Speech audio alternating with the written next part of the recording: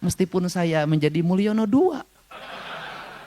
Tapi bagi saya nggak apa-apa jadi Mulyono II, Mulyono III, Mulyono IV. Karena memang nama saya adalah Mulyadi. Assalamualaikum warahmatullahi wabarakatuh. Sampurasun.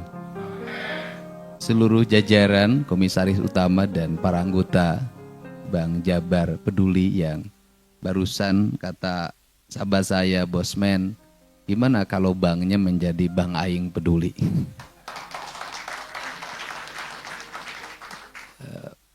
Mantan-mantan dirut, kemudian mantan-mantan komisaris. Mantan itu sangat mulia dan berharga, manakala sudah berpisah saling tetap mengasihi. Sahabat saya, Abah, saya nyebutnya Abah, panggilannya Gus Miftah. Apa ciri sahabat?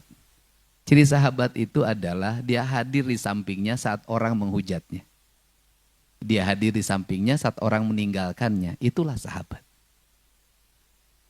Bukan yang berlari ketika orang susah, yang datang paling dulu ketika dia bahagia. Itu bukan sahabat, itu namanya politisi. Apa sih sebenarnya yang ada dalam pikiran saya? Saya ini hidup tanpa perencanaan, tanpa buku, tanpa pulpen, tanpa iPhone, dan tanpa laptop. Seluruh apa yang ada dalam diri saya hanya letakkan di alam bawah sadar saya. Mungkin ini satu-satunya manajemen di Indonesia. Karena saya meyakini bahwa manusia yang meletakkan kakinya di atas bumi dan meletakkan pikirannya di langit, maka dia akan berjalan dalam panduan. Berjalan panduan siapa yang memandu? Yang memandunya adalah sang pemilik semesta. Dan siapa yang memberikan tongkatnya? Yang diberikan tongkatnya adalah alam semesta. Alam semesta ini itu punya ornamen alamiah yang disebut dengan leluhur. Maka leluhur itu dalam orang Sunda disebutnya karuhun. Maka kalau Abah karena orang NU, Abah meletakkan para karuhun itu, leluhur itu dengan bahasa para aulia, para ambia, para wali. Kesananya para sahabat sama meletakkan pada leluhur. Sehingga negara-negara yang meletakkan dirinya pada tanah yang dipijaknya, pada air yang diminumnya, pada udara yang dihisapnya, pada matahari yang membakar dirinya, dan dia berpegang teguh pada leluhurnya, saya melihat seluruh negara itu maju. Cuman perbedaannya adalah meletakkan leluhur pada tradisi itu di kalangan kaum NU, kaum Nahdien, dan kami kaum tradisi. Dan meletakkan kerangka leluhur dalam konstitusi. Maka yang meletakkan leluhur dalam konstitusi itu adalah Inggris, Prancis, Jerman, Australia, Jepang, dan negara baru sekarang yang menjadi raksasa dunia yang berani berdiri tegap di depan Trump adalah Tiongkok. Apa sih sebenarnya yang membuat majunya Tiongkok? Yang membuat majunya Tiongkok itu adalah ada seorang anak kandung ideologis komunis. Yang dia memiliki watak berpikir ideologis komunisnya luar biasa. Kemudian dia keluar dari cara berpikir umum, kemudian menekuni kapitalisme. Belajar berkeliling dunia, memahami kapitalisme. Dia tentunya awalnya dibenci. Tetapi kemudian dia berkata, sampai kiamat. Karena orang Tiongkok nggak percaya kiamat. Sampai kapanpun Tiongkok tidak akan mengalami kemajuan. Manakala mimbar-mimbar kita hanya diisi dengan bicara ideologi. Tapi tidak pernah bicara bagaimana strategi meraih kemajuan dan kekinian. Maka anak kandung itu melakukan perubahan cara berpikir Tiongkok dari komunisme, kemudian dikelola basic ideologinya, dikelola gotong royongnya, dikelola ketahanan mentalnya, dikelola ketahanan lingkungannya, kemudian menjadi raksasa dunia. Kapitalisme dibangun di atas komunisme, bayangin. Bisnis Amerika dilakukan oleh individu. Individunya kemudian melahirkan pajak. Pajaknya untuk kesejahteraan. Dan dia bekerja secara individu. Kemudian negara membuat sistem kebebasan dia untuk berbisnis, berusaha, tapi rambu-rambu etika dalam usahanya, etika dalam bisnis, etika dalam politiknya sangat kokoh. Lahirlah raksasa. Tetapi ini lebih cepat lagi. Pebisnis dibungkus dengan namanya BUMN, menggerakkan ekonomi negara, menguasai tanahnya, menguasai airnya, menguasai udaranya, menguasai sumber daya alamnya. Kemudian di backup oleh militer, di backup oleh agen intelijen, menggerakkan ekonomi lokal negaranya, kemudian mengekspansi negara-negara lain. Bayangin, negara membackup sebuah bisnis, apa yang akan terjadi? Raksasa yang tidak mungkin dikalahkan.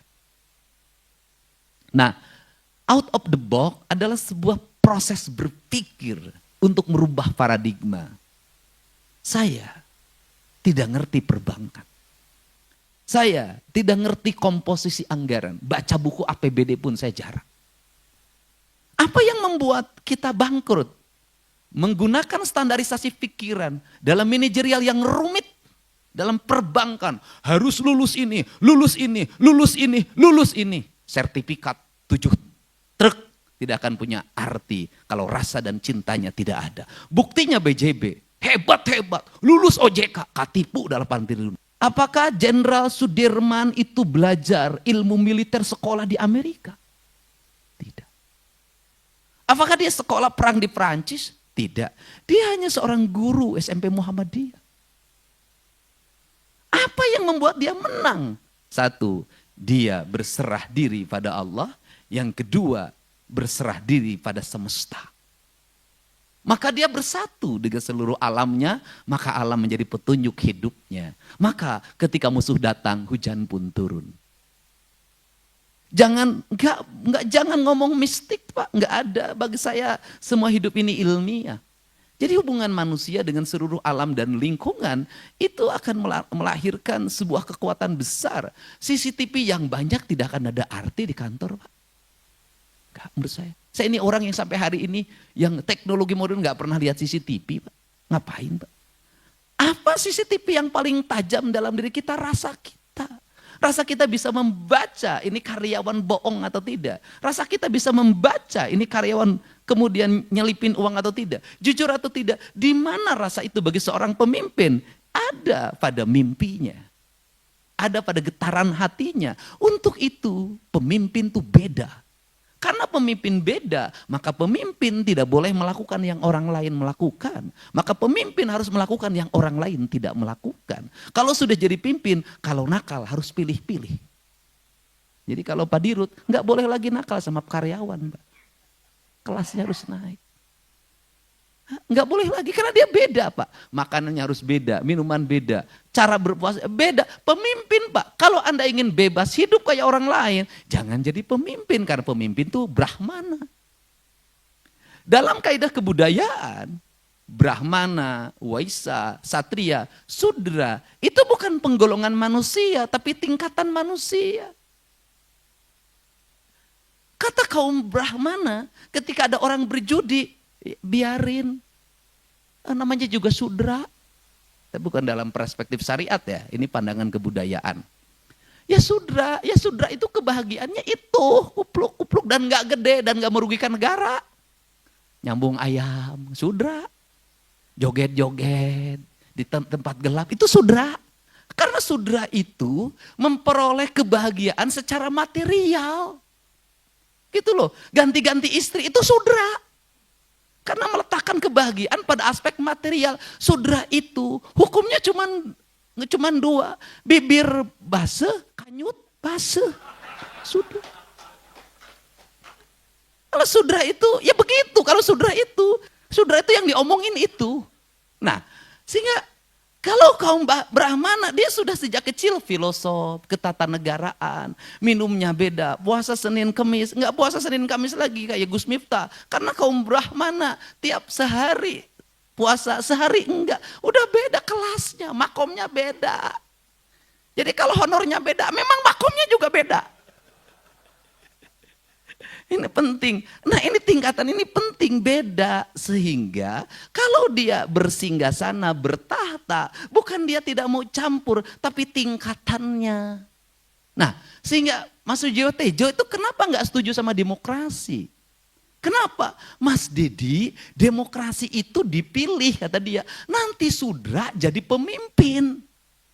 Jadi kalau Sudra jadi pemimpin, yang diomonginnya bukan tata negara, bukan filsafat, bukan nambah istri, honor ditaikin, nggak puasa, makanan enak. Ini bahaya bagi negara.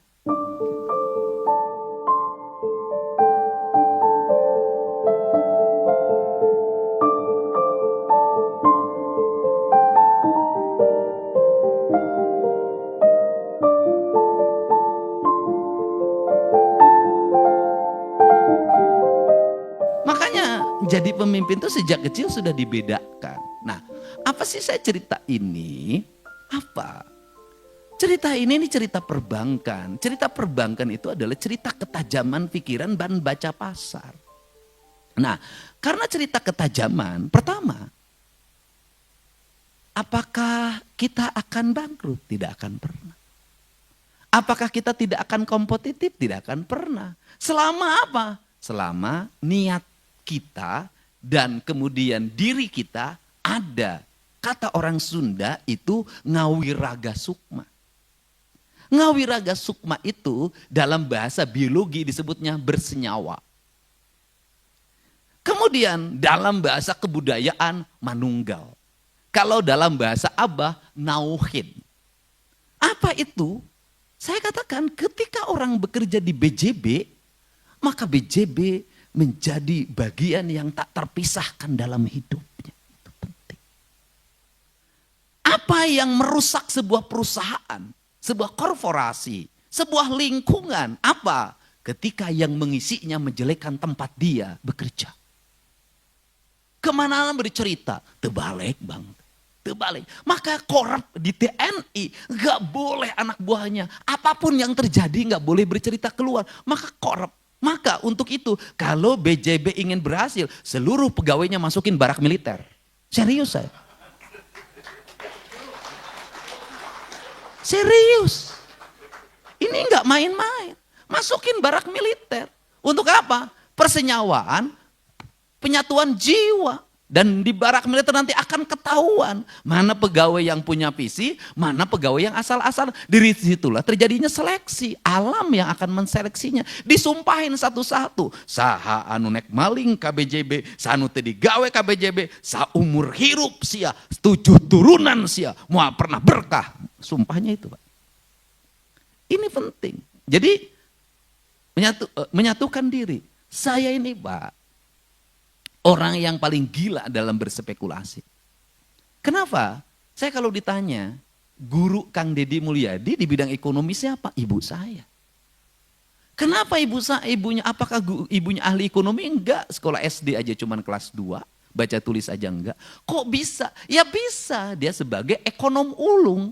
Dari mana letak ekonom ulungnya? Anaknya 9, gaji suaminya hanya prajurit kepala, palang 3, tapi anaknya sehat-sehat, bisa sekolah, bisa kuliah, tak ada sejengkal tanah pun yang terjual. Bukankah itu ekonomi ulung? Negara kita ini sudah berapa ton emas yang diangkut? Sudah berapa juta, puluh juta, miliar meter kubik itu nikel dan kemudian batu bara yang diangkat. Sudah berapa puluh juta hektar hutan yang dibabat. Sudah berapa puluh miliar kubik pasir yang diangkat. Tapi kenapa hutangnya gede, kemakmurannya makin jauh? Padahal para menterinya dari dulu sampai sekarang lulusan terbaik. Kenapa? Satu hal, bekerjanya tidak menggunakan rasa dan hati. Pendekatannya outcome benefit. Sehingga saya ketika saya dulu, dan itu saya lakukan sekarang. Saya dulu ketika jadi bupati, yang saya tanya itu bukan pendapatan. Saya bilang ngapain ngomongin pendapatan. Pasti yang saya tanya belanja. Ini belanja duitnya dipakai apa? Maka saya lakukan sebelum sekarang jadi gubernur dan Pak Prabowo jadi presiden. Saya 15 tahun yang lalu sudah membuat namanya realokasi. Ini apa, ini apa, ini apa, belanjanya untuk ini. Bagaimana percepatan agar belanjanya cepat? Saya bilang cepetin ini jalan, hibahin sama tentara, tentara yang ngerjain. Itu dari dulu saya. Kalau sudah belanjanya diperbaiki, maka saya ini Pak, ini barangkali satu-satunya pemimpin daerah yang dalam setiap tahun itu paling BJBK, paling gak suka zaman itu bupati saya. Kenapa? Di saat kabupaten lain silvanya 1 triliun, saya minus 3 juta. Dan saya analisis betul tiap hari. HP saya itu lihat, hari ini berapa belanjanya, hari ini berapa uang masuk. Saya tuh kalau nyusun APBD Pak, begini, saya bilang berapa jumlah anggaran pembangunannya, 600 miliar Pak. Oke, penurunan tender berapa? Rata-rata 10%. Oke, berarti 60 miliar masuk lagi pendapatan. Nggak boleh lagi ini uang yang silva ini masuk ke tahun depan. Kenapa? Rakyat sudah bayar pajak sekarang. Tahun ini harus muter lagi, harus muter lagi. Itu yang saya lakukan sehingga cepat.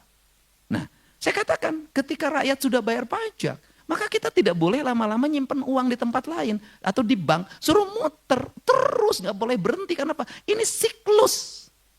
Mata rantai ekonomi yang tidak boleh berhenti. Ketika berhenti ada orang yang tidak bekerja. Ketika berhenti ada orang yang tidak makan. Karena berhentinya siklus ekonomi ini melahirkan kemandegan ekonomi, kelesuan. Maka duit harus muter, nggak boleh diam. Dia harus muter karena tugas uang itu berputar, bukan diam. Nah, saya membuat kebijakan itu. Nah, kemudian ini yang harus dilakukan oleh BJB. Tapi apa? Harus ada analisis. Analisis yang tertinggi dalam hidup kita ini apa? Rasa dan keteguhan. Keteguhan. Apa keteguhan? Sikap konsistensi kita, istiqomah kita dalam sebuah keputusan. Nah ini, dan kemudian nggak akan ada orang kayak saya itu sebenarnya. Saya kalau menyusun APBD yang sekarang belum berani, nanti saya bikin itu. Sekarang tuh kemarin saya bikin minus 1 triliun, masih begini. Saya itu dulu bikin minus Pak. Kalau saya nyusun APBD, pendapatan asli berdasarkan analisis Kepala Badan Keuangan itu 1,2 triliun, maka saya menyusun 1,8 triliun, sudah real. Kenapa? Karena dari 1,2 saya yakin tidak semuanya akan dibelanjakan. Pasti ada selipnya, pasti ada langkah yang tersendatnya. Maka saya belanja 1,8. Kenapa? Yang 600 spekulasi saya. Untuk apa? Agar belanja pembangunannya cepat dikeluarkan. Belanja rutinnya tertahan. Kemudian apakah selalu tertutup dalam setiap tahun? Selalu tertutup. Rezekinya datang tanpa dikira. Ini penting. Nah, bagaimana agar rezeki datang tidak terkira? Maka belanjanya harus menjadi doanya orang lain. Bagaimana belanja menjadi doa? Belanja jalan jadi doa, belanja rumah sakit jadi doa, belanja rumah rakyat miskin jadi doa, belanja beasiswa orang-orang miskin jadi doa, belanja pembebasan rakyat miskin dari berobat jadi doa. Doa ini semua orang berdoa, mudah-mudahan pemerintah ini uangnya banyak. Kenapa? Uang yang kami terima cukup manfaat, menyelesaikan kemiskinan, menyelesaikan orang sakit, menyelesaikan rumah roboh. Dan kaum nyinyir pada waktu itu melihat saya bahwa uang di Pemda Purwakarta zaman itu tidak pernah habis dan tidak pernah berhenti membangun. Tank 3 Januari saya udah membangun. Akhirnya mereka berspekulasi, Pemda Purwakarta kaya karena bupatinya menikah dengan Nyi Ratu Kidul. Kalau saya digituin disengajain kalau saya.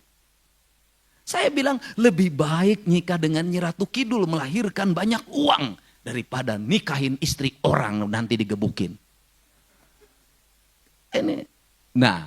Ini, untuk itu apa sih yang dilakukan hari ini? Saya ngajak selama ini adalah ngajak BJB untuk membelanjakan uang-uang ini menjadi doanya orang. Maka disebutlah BJB peduli. BJB peduli kalau nanti ada bisa ada tren baru adalah Bang Aing peduli, maka ini akan masuk dalam alam bawah sadar orang. Kalau dalam alam bawah sadar orang, maka saya yakin akan di tengah-tengah orang mulai menurunnya kepercayaan pada perbankan, ada ketakutan menyimpan uang disimpangkan, kemudian muncul bank sebagai oase di tengah gurun pasir dan dia menjadi sosok peduli, maka semua orang akan berbondong-bondong menyimpan di bank ini. Takin semua.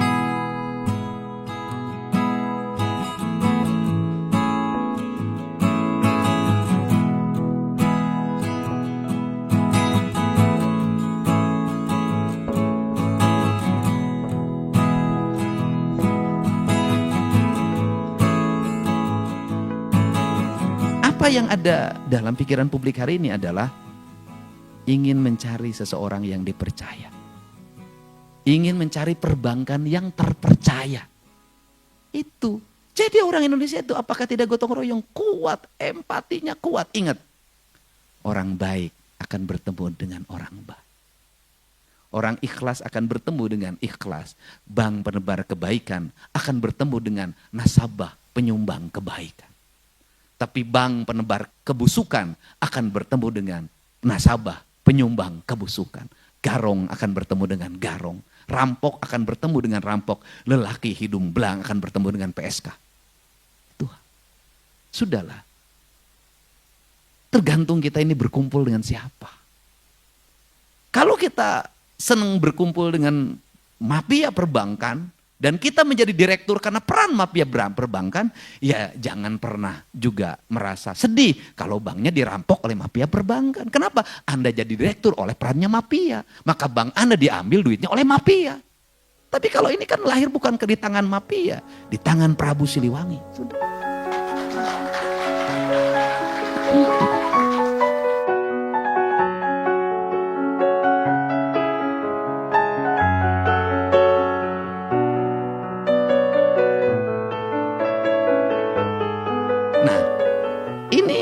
Ini penting. Nah, untuk itu mari kita bangun kesadaran. Ini ideologi. Kenapa bagi saya? Ini ideologi. Loh, nah di Indonesia ini nanti ada bank yang mampu menyelesaikan seluruh problem dirinya dalam waktu cepat, merecovery. Kemudian lahir kepercayaan publik. Berbondong-bondong orang menyimpan. Dan kemudian orang yang meminjam pun orang yang memiliki orientasi untuk pengembangan ekonomi, pengembangan pembangunan. Dan itulah namanya Bank Aing, BJB. Atau BJB Bank Aing. Sudah. Dan ini perlu watak ideologi, saya berulang-ulang ideologi. Saya selalu meneguri lingkungan di Pemda. Provinsi itu kamu bekerja tidak ideologis. Kamu bekerja hanya mengikuti aspek administratif. Enggak ada cinta apa yang kau kerjakan. Enggak ada rasa apa yang kau lakukan. Kau rugi di situ. Kenapa ruginya? Kamu tidak mendapat kebahagiaan dari apa yang kau lakukan. Hanya mendapat kelelahan. Tetapi lain kalau yang dengan cinta. Dia tidak akan pernah lelah. Karena cinta menghilangkan siang dan malam. Maka beruntunglah orang yang dalam setiap waktu dimabuk cinta.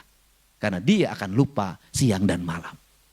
Maka cintailah pekerjaanmu sebagai sendi utama dalam hidupmu. Enggak ada masalah, lupakan istri yang ada di rumah. Cintai Bang Jabar sepenuh hati. Karena istrimu tidak akan pernah lari selama engkau bekerja di Bang Jabar. Tetapi ketika engkau di PHK oleh Bang Jabar, maka istrimu akan lari ke tempat yang lain. Yakinlah itu. Ini penting. Dan yang paling suka terhadap ini adalah Dirut.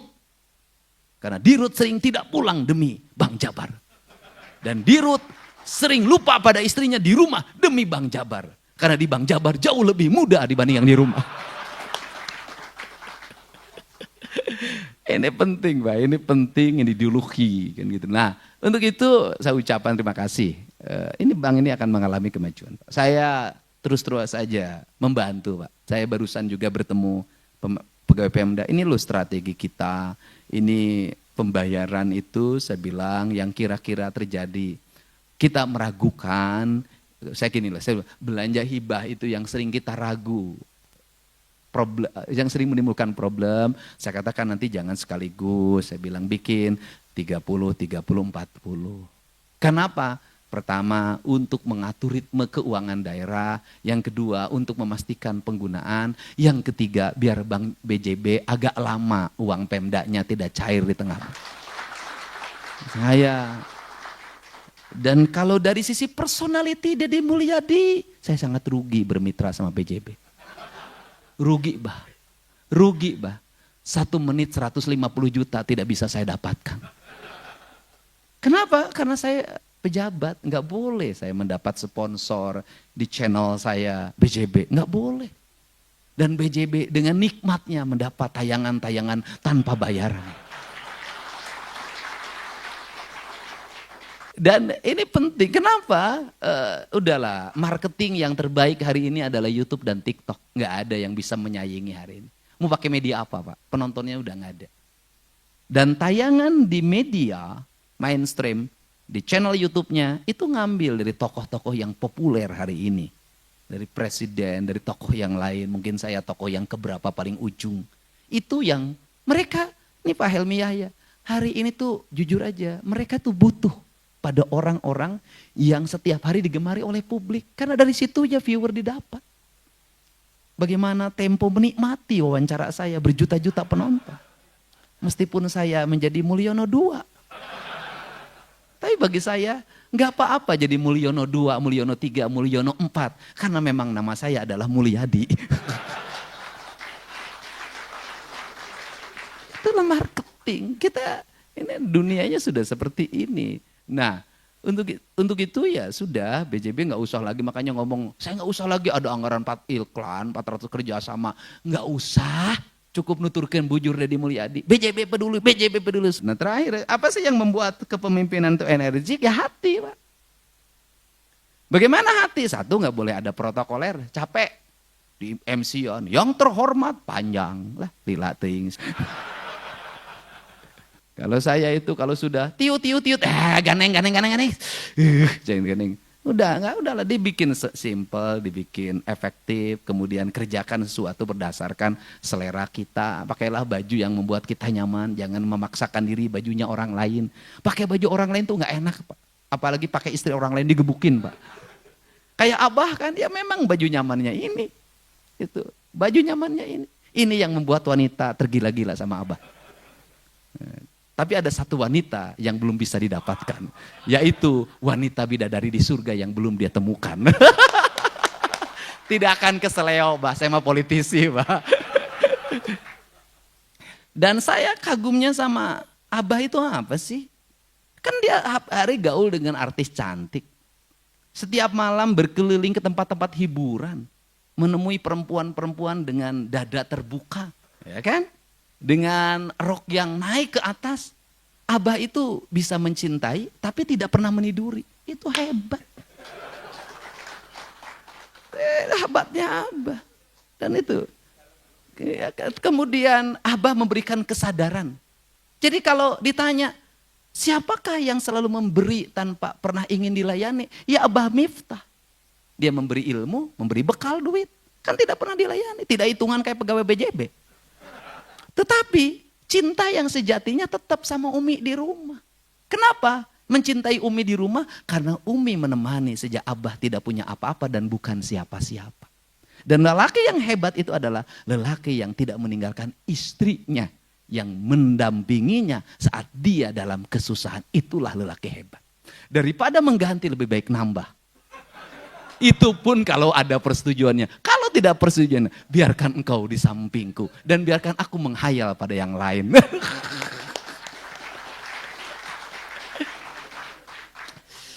Tapi BJB gak usah transfer sama saya. Walaupun ceramahnya agak mirip-mirip Gus Miftah.